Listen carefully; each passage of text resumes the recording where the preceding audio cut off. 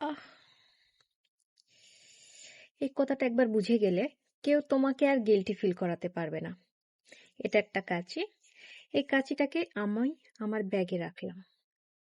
যতবার আমি এই হাত দেব ঠিক ততবার সম্ভাবনা থাকবে আমার হাত কেটে যাওয়ার। আর একবার হাত ডেফিনেটলি হাত কাটবে। সো একবার যদি আমার হাত কেটে যায়, আমি কি ভুলেও এই কাঁচিটাকে ব্যাগে রাখবো?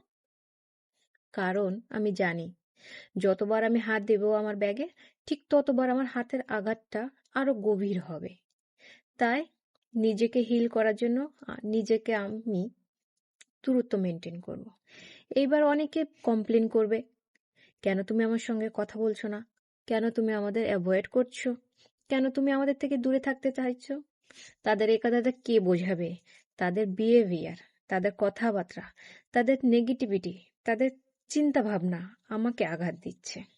আর নিজেকে ভালো রাখার জন্য আমি তাদের থেকে দূরত্ব বজায় রাখতে বাধ্য।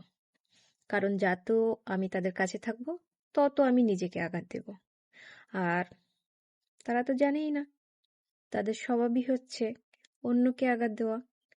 সো সামটাইম এই তাদের থেকে একটুখানি समझदार को इशारा ही काफी है।